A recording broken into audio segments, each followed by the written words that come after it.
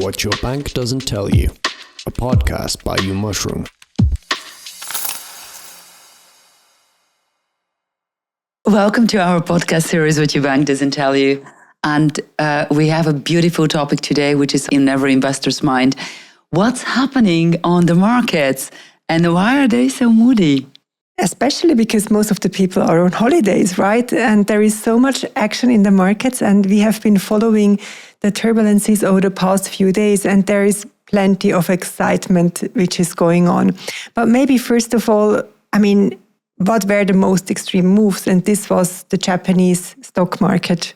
The Japanese stock market reminded us of 1987.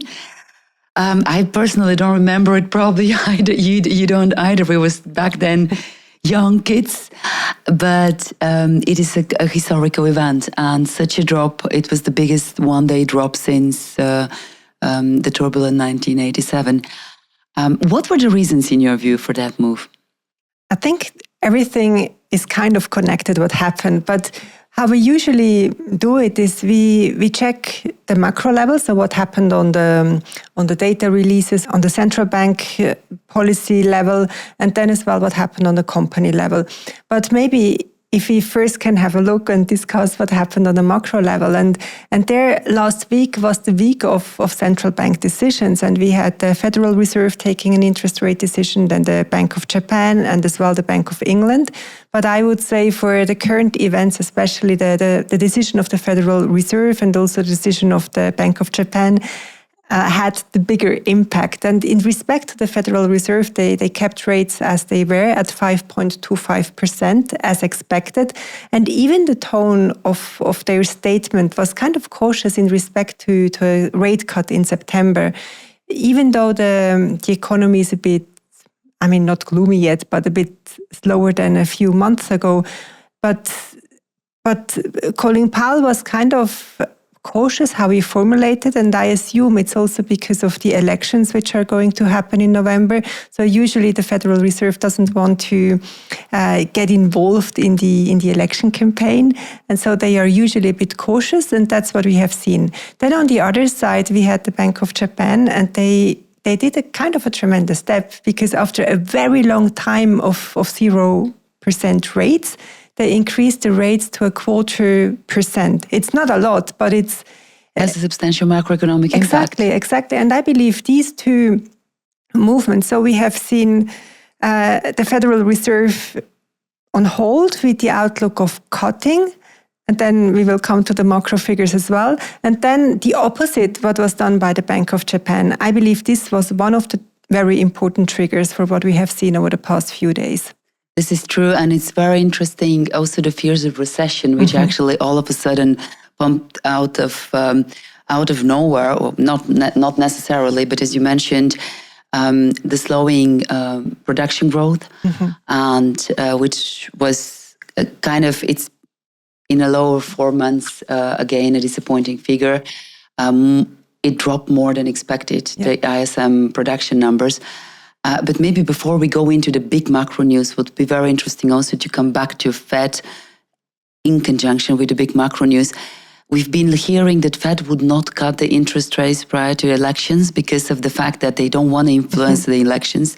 Now they're kind of in a sandwich position, and I personally think they will cut the rates in September, because they have to choose between, the critics don't influence the elections, but then again, they also, if they don't do anything, voices are getting louder and louder that they are steering the economy into a recession if they don't do anything. And there was a lot of critics on Fed with respect to that, because it's pretty much the only big central bank who didn't reduce the rates yet. Well, Japan obviously following a completely different track, but for other reasons. And I think this would also be, there were even voices saying, well, maybe there would be an extra meeting prior to September to interact with the economy. That was very interesting how they reacted. They seem not to be worried. They seem to have an opinion, okay, if the market's kind of overpriced, we're not supposed to finance the ongoing race. It's a very, very solid and very well argumented reaction in that sense. But coming back to the September, I have a feeling that they will cut it.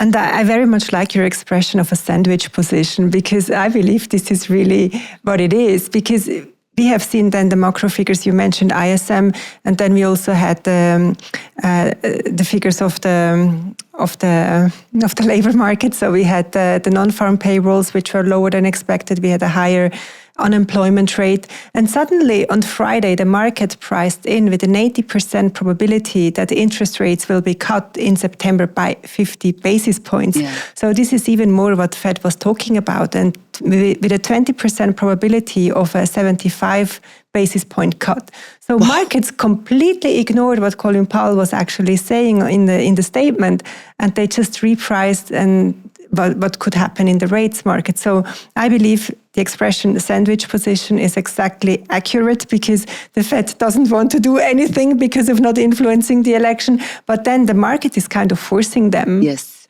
And voices are getting very loud that if nothing gets changed, US may even, indeed, there is a chance that they slip into recession. We saw also the fear in the VIX raise spiking up to almost 50%. But what is very interesting is if we talk about the big elephant in the room, this is the recession fears.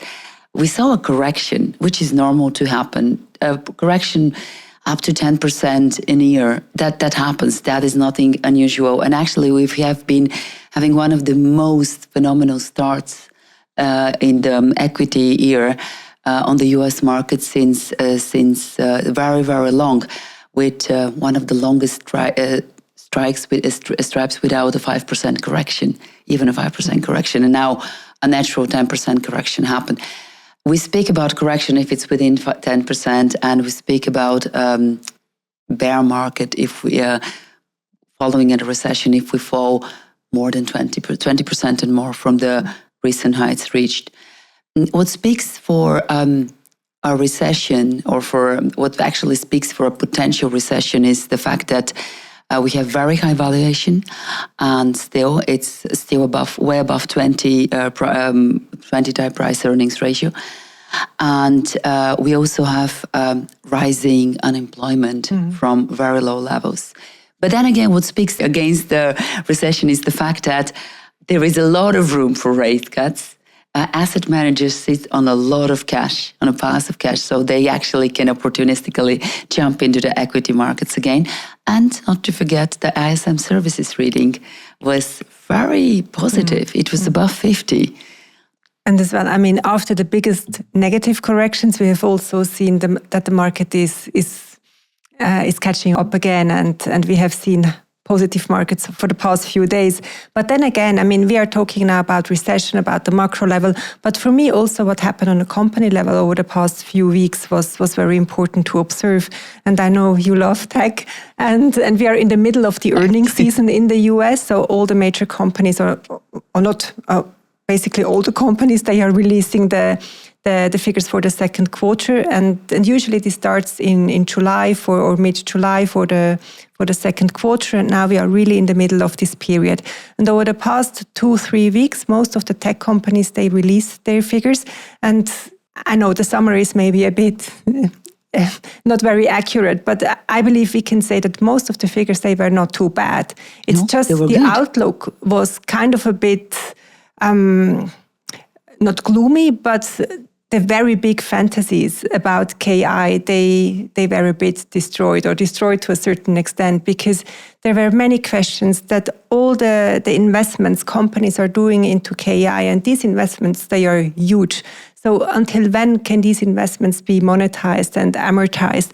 And I believe investors became a bit more cautious in how they evaluate the businesses. And then we also had Warren Buffett getting out with a big stake of Apple. And I believe there was just a bit of rethinking on the tech side, but how much value is in tech at the moment? And given tech is driving not just the US market, but basically the global market, this had a big impact on the overall markets, I would say. But I know you love this topic, you love tech. So what's your opinion on that? No, I completely agree with what you're saying. And it's very interesting. the outlook has changed. That's true. It's a little bit more realistic. The fantasies, the crazy fantasies, are a little bit subdued. But fundamentally, this is one of the most growing fields, artificial intelligence market. And it's right, in my view, that companies are investing because that saves huge amount of manpower and it makes companies much more productive. What is very interesting, though, and I think it comes down to another topic: how far away are we? How far progressed are we in the bull market? And I think we are already very late stages in the bull market. And how do you come to that conclusion? How do you come to that conclusion? Through the readings and the reactions of the exactly to what you were pointing. In my view, it's super interesting how company news are interpreted. And let's take, for example, the recent publication of super microcomputers, which used to be the star not far too long. You see, Luba is a fan. I actually does. And not too long ago, the numbers which they publish would have been interpreted with a lot of euphoria because they actually have outperformed the expectations. They have a very solid outlook. But what has changed is they actually have a margin, a four-quarter margin, which is lower than the last quarters. Not substantially lower than, which is also normal. The company was down 12% after release of the stock markets. Similar things happened to Reddit, who published actually better than expected numbers as well. Similar things happen also with some few other tech companies. And you see that the sentiment is changing. Fundamentals probably at the moment make only, I would say, a gut feeling, roughly 30 to 40% out of the company valuation. The rest are greed and fear. And the rest is, we are at a tipping point where it's not even so much the question bull versus bear. It's more, is the gear going to get an overhand or is it the fear going to make the run? It's very interesting that you're saying that because recently I also read a statistics that the majority of investors believe that equity markets are driven in the first place by central bank policies. So this is the first driver. Then the second driver on a company level, it's the emotions.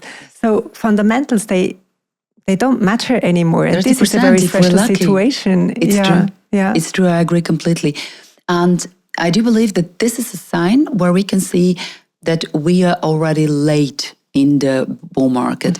And normally bull markets last around, on average, 2 years.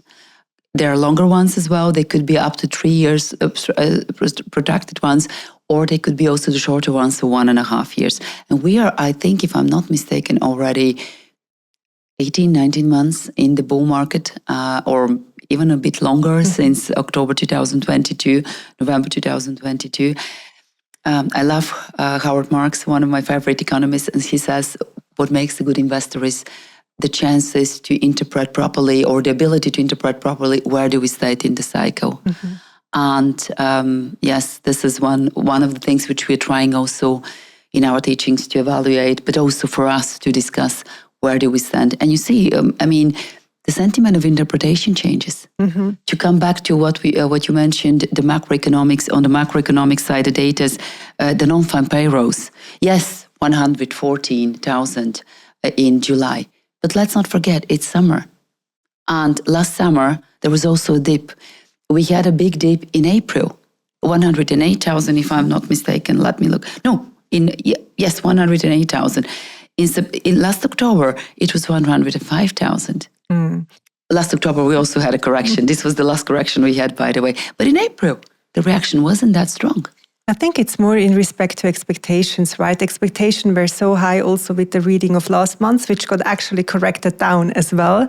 And usually the markets, they price in the expectation. And if the expectation is different, then the market is caught by surprise. It's true. And And the market doesn't like surprises. No, never. Negative ones. It's the same for me personally, actually, as well. I never like surprises. I love surprises. But we have spoken a lot about the economics or macroeconomics, about recession fears, about tech, and the emotions, right? But for me, everything also has a common logic. What happened over the past few days, and in my opinion, one of the keywords here is the carry trade, which was put on in the market. And maybe very briefly to explain a carry trade. Basically, a carry trade depends on the interest rate differential between two currencies. And here what we have seen these days is, or over the past few months, is that many investors, and this could be hedge funds or other professional investors, they are taking a credit in Japanese yen because there they didn't have to pay any interest because we had 0% interest rates in Japan. Then the money or the yen amount is taken, converted into US dollar, and then invested into risky assets like the tech market, like cryptocurrencies, etc. And now this trade was kind of attacked from two angles, right? So we had the interest rate difference between Japanese yen and the US dollar, which was narrowing, impacting the exchange rate as well. And then on the other side, we had the risky assets like the tech companies correcting. Given these two impacts, they caused that the trade was getting less profitable. As a consequence, banks then usually ask for more margin. Many investors, they don't have the margin. They are forced to unwind the trade. And then once investors start unwinding a trade, then it goes, or then it pushes the markets into the very same direction, even stronger. So given people, they had to sell tech was falling even quicker and were forced to unwind more trades, etc. And the same was true for the other angle of the trade. Given interest rates were priced in lower on the US side and higher on the Japanese side, this was impacting the trade. And basically, the people with the loan in Japanese yen, they had to buy back the Japanese yen in order to pay back the loan. And this was one of the reasons why we have seen these tremendous movements on Japanese yen versus US dollar. Very interesting insight. And I believe this is a very, very important aspect to understand. And the thing with carry trades is, and we have seen that as well before the financial crisis in 2008, you never know how big a carry trade is in the market because nobody has the full transparency.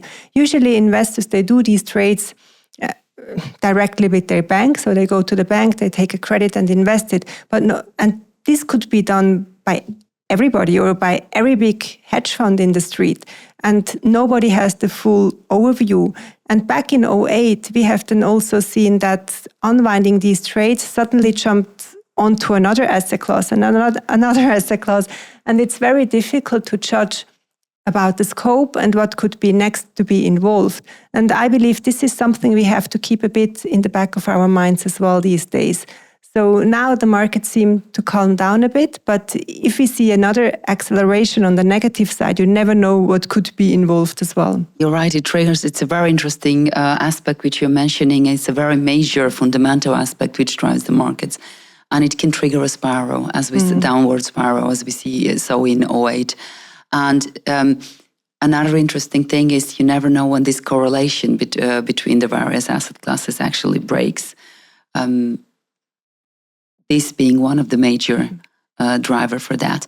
And crypto is often, you mentioned risky assets, a lot of money went into crypto, and crypto was conjugated as decorrelated to equities. But as we know, when things turn sour, all asset classes actually have a correlation Not of all. one. Gold hold up quite well. You're right. You're right. Gold is an exception. I'm That's joking true. Gold, because it's my favorite asset class. no, but you're right. Gold actually in this case was rising and hit new record lows. But that's true. Well, the risky ones. Even though gold is actually also risky, the paper gold, if you think of that. But it's true. It's very, very interesting to observe. And the interest rate differential between dollar and yen is expected actually to even tighter further. Yes, absolutely. Which would cause those further aspects. And at the very beginning, you mentioned also volatility and the VIX index. And I believe this measure is also very interesting to follow.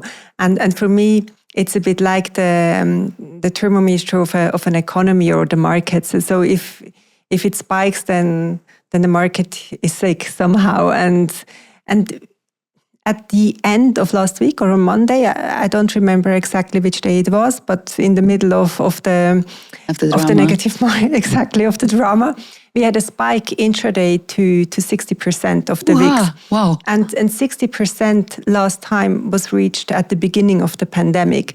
This shows a bit how people were really concerned, or investors were concerned about the market.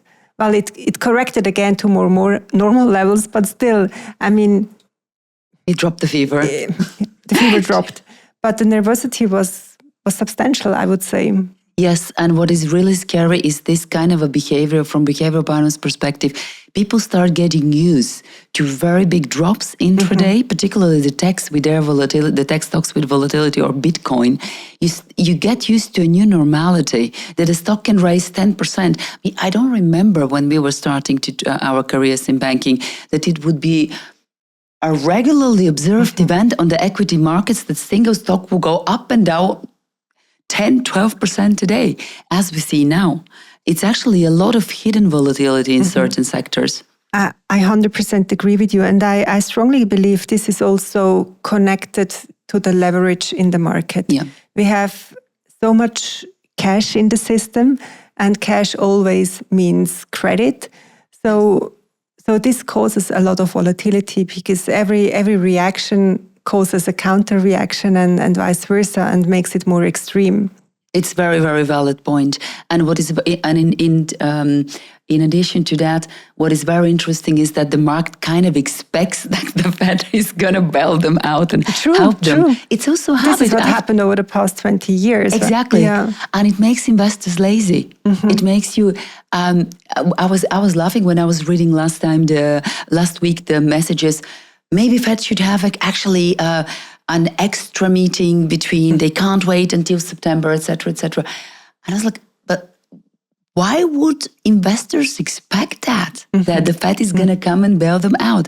But as you say, in the last 15, 17 years, that's exactly what has been happening. Keeping the system running. Exactly.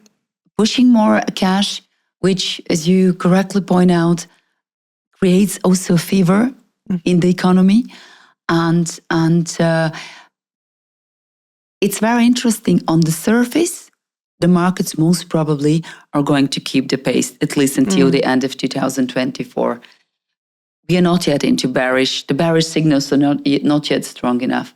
But fundamentally, it's very worrying what's happening with the economy, because it's a growth which is borrowed. We don't know to what extent the growth is real and to what extent it's driven by the highest leverage ever created by the central banks. Yeah. And this is a very important point also for me as an investor, when I ask myself, okay, what should I do? Should I buy or should I wait? And you mentioned that the system overall is kind of challenged, but then the fundamentals on a company level is also unchanged or kind of positive. So the question is a bit, how do I react? And for me, I came to the conclusion, in respect for investing, it makes sense for me to stick to a very strict plan and keep investing. And maybe there are opportunities for one or the other trade, which is a bit more risky, but not really long-term. But how do you see it? Well, how are you reacting? Exactly the same, with exception that I would not buy gold. I was laughing last week, like, maybe Tony is buying gold again. No, I see it exactly the same way. I think, given that the economy is also kind of a habit animal, we are used to markets raising long term. That's what at least history has shown. Unless the world is not collapsed, that's probably also what we're going to see. But we need to be diversified, i.e. ETFs in the broad markets. Opportunistically, it's worth buying tech stocks, particularly, well, not only tech stocks, other stocks which you think, for example, utilities are currently very interesting because of potential correction in all the defensive sectors. It's worth doing that, but it's very important to have a very clear strategy also there. If you buy single stocks, if you're more this type of investors for your satellite strategy, if you buy a single stock, make a mind map. Do you want to sell it after 10% plus, after 15 or 20% plus? Be disciplined there, because the swings which we are going to see in the next months, I believe, are going to be big. I think the market is nervous, and it's going to stay nervous for quite a while.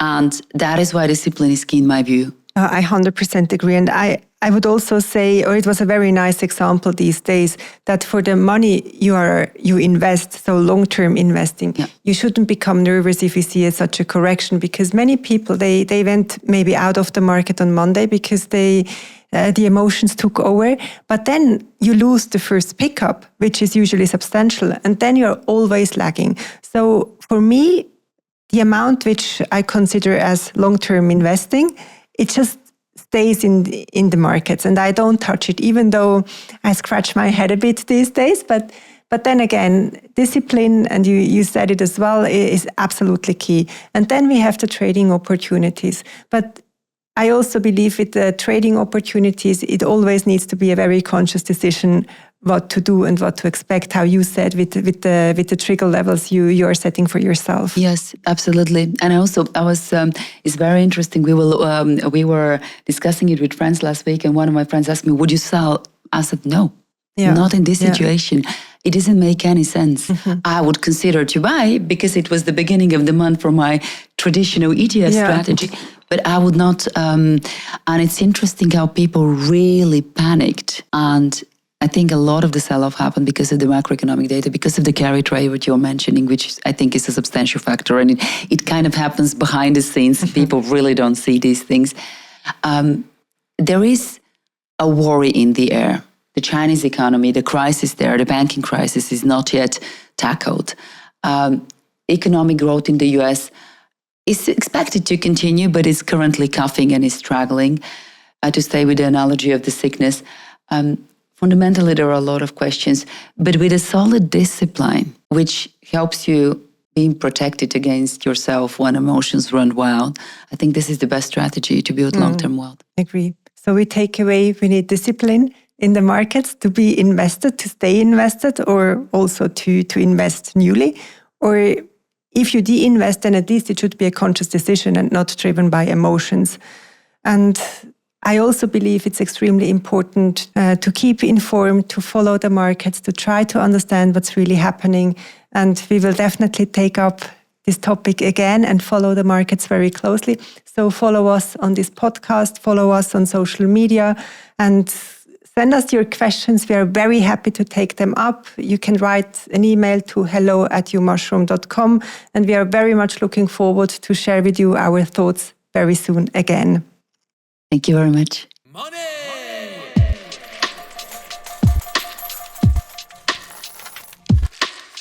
What Your Bank Doesn't Tell You, a podcast by YouMushroom.